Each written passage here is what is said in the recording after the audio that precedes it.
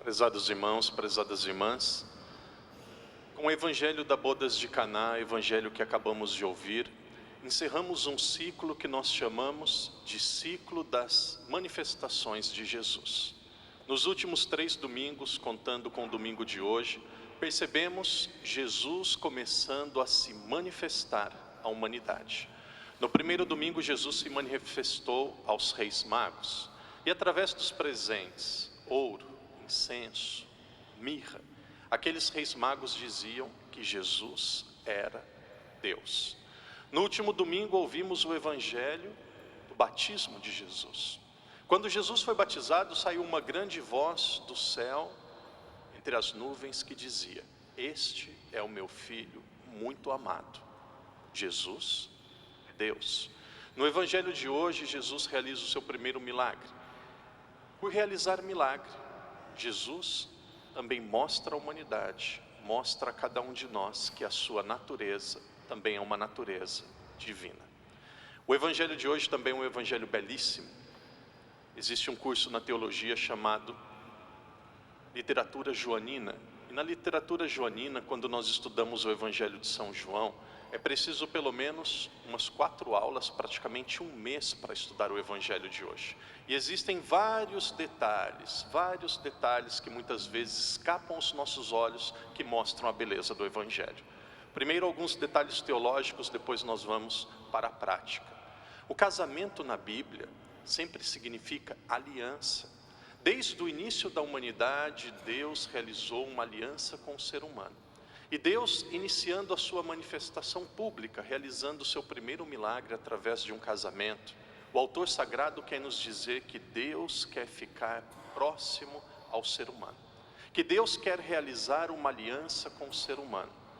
O vinho na Bíblia, eu sei que alguns homens gostam do evangelho de hoje porque dizem assim em casa: até Jesus tomou vinho, por que eu não posso beber o meu vinho?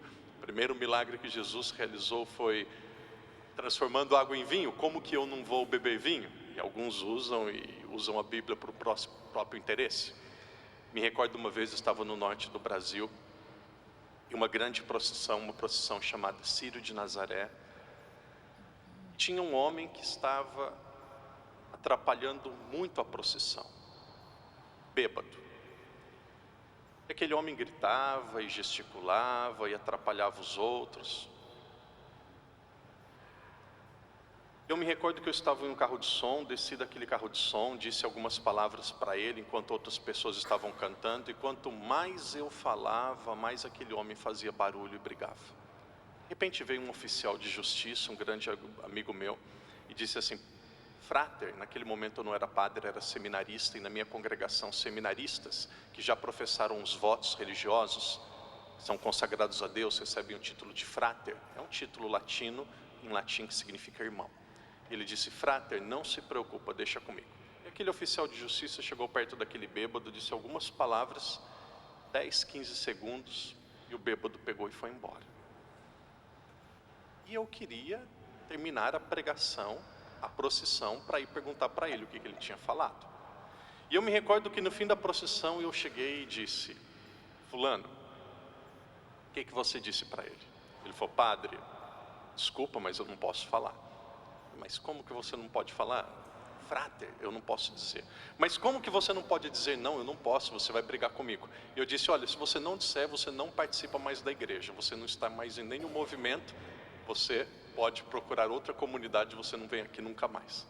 Então você está pedindo, frater, eu vou dizer. E ele disse assim: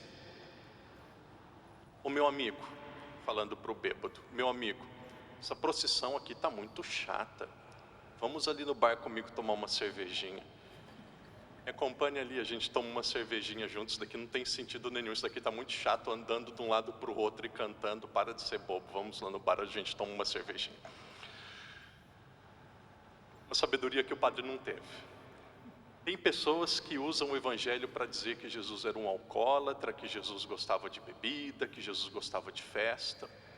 Jesus naturalmente não era alcoólatra. Mas a primeira lição que nós podemos tirar do evangelho, e essa lição é para vocês leigos. Existem 2 extremos de leigos na Igreja Católica. Existem leigos que são praticamente indiferentes à fé. No Brasil, possivelmente também em Portugal, aqui em Macau eu penso que também, normalmente, mas menos, existem pessoas que são batizadas de tradição católica, mas que nós chamamos de católicos apenas no nome. Tem pessoas que entram na igreja 3 vezes na vida, ou 2, no dia que é batizado, no dia que se casa e no dia do velório, quando as pessoas puxam o caixão para a igreja, não tem como, aí acaba vindo. Existe esse extremo, as pessoas que são indiferentes, são batizadas, mas é como se a fé não fizesse parte da vida daquela pessoa. E existem alguns católicos que são estranhos, existem alguns católicos que são fanáticos, existem alguns católicos que pensam que ser cristão não é estar na sociedade. Tem pessoas que pensam que depois que nós nos tornamos católicos, nós não podemos fazer nada, não podemos mais festejar. Deus era uma pessoa, Jesus foi uma pessoa extremamente alegre, extremamente feliz. Vejamos na Bíblia. Depois de todos os grandes milagres que Jesus realizou, aconteceu uma festa. Comecemos por uma parábola, a parábola do filho pródigo. O que aconteceu no fim da parábola do filho pródigo? O pai pegou um chicote, surrou o filho? Não. Para um banquete, fizeram uma festa. Zaqueu, o que aconteceu depois que aquele cobrador de impostos disse a Jesus: eu quero devolver pelo menos metade daquilo que eu roubei, daquilo que eu tirei dos outros, e quero ter uma vida nova. Jesus disse: eu vou à sua casa, vamos jantar juntos. Novamente, festa. Quando Jesus chamou São Mateus, cobrador de impostos, novamente uma festa. Quando aquele homem que tinha 100 ovelhas, perdeu uma, deixou as 99, encontrou uma que estava perdida, fez uma festa.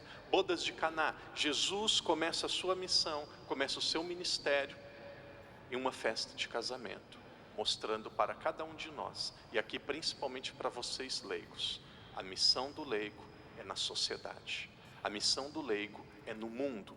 Mas aqueles que são leigos, aqueles que são católicos, nós não podemos estar no mundo como as pessoas do mundo. É preciso estar de uma maneira diferente. O padre não quer brigar, nem ofender, nem humilhar ninguém. Mas imagine esta situação: um católico participando de uma festa de aniversário, de um almoço familiar, uma pessoa que está sempre na igreja, participando da missa, recebendo a Eucaristia, e depois no fim da festa sai bêbado, arrastado pelos outros, levado para casa pelos filhos, pela esposa, embriagado, falando palavrão, exaltado. Não. Muitas pessoas nunca abrirão uma Bíblia e talvez nunca pisarão na igreja, mas o seu comportamento, a sua imagem, o seu jeito de ser vai ser a imagem e a ideia que elas têm de Deus. Do jeitinho que você é, eles vão imaginar a igreja católica. A nossa missão, e principalmente aqui eu repito, a missão de vocês leigos é uma missão muito importante. Primeira lição do Evangelho: Jesus começou a sua vida pública numa festa de casamento.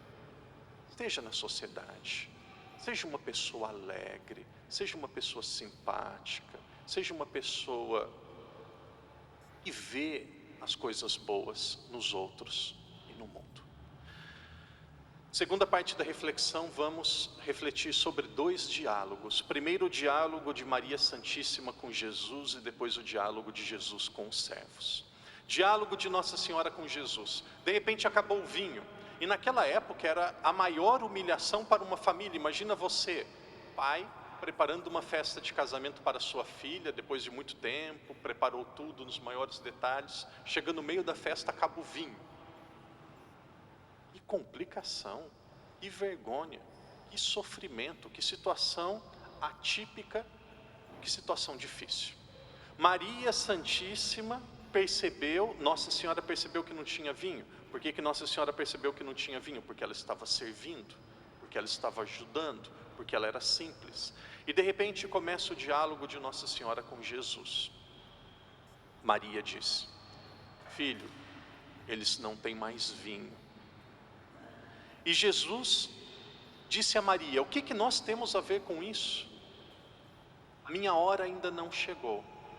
Nossa Senhora saiu e disse àqueles servos: façais tudo aquilo que ele vos disser. E naquele momento os servos se aproximaram de Jesus, e quando os servos se aproximaram de Jesus, Jesus disse: tragam as talhas.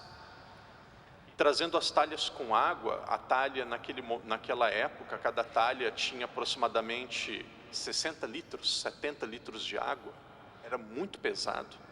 Eles trouxeram todas aquelas talhas e Jesus realizou aquele grande milagre. Jesus poderia ter realizado aquele milagre apenas dizendo: vocês precisam de vinho, vão lá e tomam vinho, o milagre já está realizado. Poderia dar uma bênção e o milagre poderia ter sido realizado. Jesus poderia ter dito: vocês querem vinho? O vinho está naquele local, vão lá e pegam o vinho. Mas Jesus, e aqui entra um detalhe de muita sabedoria e de grande ensinamento a cada um de nós. Jesus disse: ide e tragam as talhas a mim. 2 detalhes: quantas talhas que Jesus transformou de água em vinho? Alguns vão dizer: 6, padre. Sim e não. Sim, por quê? Porque o texto diz que realmente eram 6 talhas. E não por quê? Porque Jesus transformou todas as talhas que vieram. Tudo aquilo que eles deram para Jesus, Jesus transformou. É Jesus dizendo: o milagre vai ser realizado na nossa vida conforme a nossa ajuda e a nossa participação. Tem pessoas que pensam que Deus é um mágico. De repente a pessoa reza um terço e de repente vai mudar tudo na vida da pessoa. De repente a pessoa faz uma novena e a grande graça vai acontecer como se fosse um passe de mágicas. A graça de Deus, ela pode acontecer de muitas formas e pode acontecer de forma inesperada, mas Deus quer contar com a nossa colaboração. Por exemplo, se tem alguém que está doente, reze, traga na igreja, se aproxime de Deus e procure o médico. Uma pessoa que não tem emprego, reza, vem na igreja, faz novena e se prepare profissionalmente, vai estudar. Vai procurar as empresas, procure amigos que possivelmente têm influência na sociedade. Deus não gosta de pessoas preguiçosas.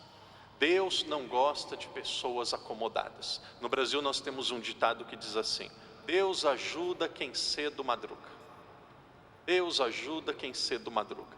Tem pessoas que querem estar de bem com a vida, tem pessoas que querem estar bem, acordando 9, 10, 11 horas todos os dias. Não tem como dar certo. O milagre de Deus vai acontecer conforme a nossa ajuda. Faça a sua parte. Queridos irmãos e irmãs, peçamos esta graça. A graça de sermos como Nossa Senhora. E aqui entra algo belíssimo na participação de Nossa Senhora neste milagre. Muitas vezes quando nós falamos de Nossa Senhora, nós exaltamos falamos da beleza de Nossa Senhora apenas porque Nossa Senhora foi mãe de Deus, apenas porque Nossa Senhora foi mãe de Jesus, o que é muito e não é apenas no sentido pejorativo da palavra. Mas a grandiosidade de Nossa Senhora não está em Nossa Senhora ser mãe de Jesus. A grandiosidade de Nossa Senhora não está em Nossa Senhora ser mãe de Deus. A grandiosidade, a beleza de Nossa Senhora está na capacidade de Nossa Senhora amar e servir. Existe uma expressão em inglês que diz assim: don't tell me, show me. Don't tell me, show me. Não me fale, mostre-me. E aqui entra um dos maiores desafios do cristianismo e da igreja. As pessoas, o mundo, estão saturados de palavras. Tem muito CD de evangelização, tem muitas homilias de padre, tem muitos livros de padre, de bispo, de freira e de leigo. Já tem muito livro, já tem muita pregação, tem muita homilia, tem muitos CDs, tem muitos retiros. O que o mundo está carente é de testemunho. O que o mundo está carente é de santos. O que o mundo está carente é de autenticidade. O que o mundo está carente é de referência, é de exemplo. É preciso ser perfeito? Não, mas Nossa Senhora não ficou vivendo apenas baseada em ser mãe de Jesus. Ela poderia dizer: ah lá, é o meu filho, ele que vai realizar o milagre, é o meu filho, é o Salvador, é o meu filho, é Deus, é o meu filho, é o Messias. Não, Maria ficou sabendo que estava faltando vinho, porque ela estava com o avental do serviço, estava no meio deles. Queridos irmãos e irmãs, o diferencial, a marca, o específico do cristianismo, não é só ser batizado, não é só estar na missa. O nosso diferencial, o nosso específico, é a nossa capacidade, a nossa maneira de amar, de tratar bem os outros. Primeiro ano de seminário, menino de 20 anos no Brasil todo assustado, primeira vez que estava vivendo longe dos pais, primeiro dia no seminário minha mãe chorou, meu pai também. Eu me recordo do meu pai dizendo assim: filho, um dia se você quiser volte para casa, as portas estão abertas. E a minha vontade era dizer assim: eu quero voltar agora, então já voltemos juntos. Mas eu falei assim: não, eu vou ficar. E com muita luta eu fiquei. Depois de alguns meses, algumas semanas, José Maria e Adriano estão aqui, sabem disso como padre, começaram as dificuldades, os conflitos. E seminarista não é santo, nós trazemos uma história, problemas, dificuldades, cultura, tudo diferente. E eu comecei a ter alguns problemas com alguns colegas. Primeiro, um dia jogando futebol. Tinha um colega que queria jogar futebol e não passava nunca a bola e achava que jogava sozinho e era ruim. E eu, um dia, quase que aconteceu o pior. Graças a Deus o meu anjo foi muito bom. Ele falou: Daniel, vai lá fora, toma uma água. E eu peguei e fui, quase entrei em conflito com aquele amigo. Depois, outro dia, tive uma discussão com um colega. E já tinha tido dificuldade com ele 2, 3 vezes. E eu me recordo que eu liguei para minha mãe e eu disse: mãe, tem um colega aqui que ele foi feito exatamente na medida perfeita, exata, para tirar minha paciência, para me tirar do sério e para atrapalhar a minha vida. Como que alguém pode ter sido criado desse jeito? Exatamente como eu não gosto, exatamente como alguém pode me atrapalhar e tirar a minha paz. É esse colega. Já fazem 5 dias que nós não conversamos e, se Deus quiser, pode ser que completem-se 5 anos. Perdão pela partilha, é a minha partilha, muitos se encontram nessa realidade. E aqui entra algo belíssimo, ninguém precisa, já disse isso outras vezes, ninguém precisa gostar de ninguém. Se tem alguém que você não gosta, que você não se sente bem na presença dessa pessoa, não tem problema nenhum, não precisa gostar. A Bíblia não fala que nós precisamos gostar dos outros, é preciso amar, tratar bem e não ignorar. E eu me recordo a resposta da minha mãe disse: filho, se você não quiser conversar com este amigo, não precisa conversar, mas guarde no coração que a mãe vai te dizer: quem tem maior amor dá sempre o primeiro passo. Filho, quem tem maior amor dá sempre o primeiro passo. E eu entendi a lição, e naquela noite eu fui na casa daquele colega, no quarto daquele colega bem próximo do meu, bati na porta. Nós éramos em 22, 3 em cada quarto. Eu ficava na parte de cima da beliche, imagina o meu tamanho, na parte de, não sei se é beliche no português de Portugal, ficava na parte de cima da beliche, da bicama, e com medo de cair, desci, fui lá no quarto do colega e falei assim: olha, me desculpa, eu errei. E ele disse: ô Daniel, me desculpa também, eu às vezes eu não me percebo, estou com um irmão doente na minha casa, o meu irmão está enfermo e eu perdi minha cabeça, me perdoe, desculpa. Nós nos abraçamos e nos tornamos os melhores amigos. Diferencial do cristão. E eu encerro esta reflexão, o padre encerra a homilia dizendo isso. Querido amigo, querida amiga, filho, filha, rezar é importante, vir à missa é importante, muito. Se confessar é importante, muito. Agora, graças a Deus, tem um padre ali o tempo inteiro. Durante a missa, vocês podem perceber, tem a luz vermelha ali que está acesa. É sinal que tem padre para confissão. Vai lá, se confessa, tem um padre só para isso. O padre não está na casa dele, está aqui só para atender confissão, se confessa. Confissão é importante muito, mas o nosso diferencial é a nossa capacidade de amar e de tratar as pessoas. Lá durante a semana, terça-feira à tarde, naquele conflito lá no trabalho, quinta-feira à noite, lá em casa, quando dá vontade de falar, olha, meu amor, minha esposa, meu esposo, tire umas férias de uns 15 anos lá na casa do papai e da mamãe, dá uma saidinha. Nesse momento que está acabando a paciência, acabando a alegria, você vai dizer assim, o diferencial de ser cristão é a capacidade de amar e servir. O que fez Maria Santíssima ser grande, modelo para nós, não foi apenas ser mãe de Jesus, foi estar com aquele avental, ter pedido a intercessão de Cristo, porque ela, através do serviço, da presença, sabia que não estava faltando vinho.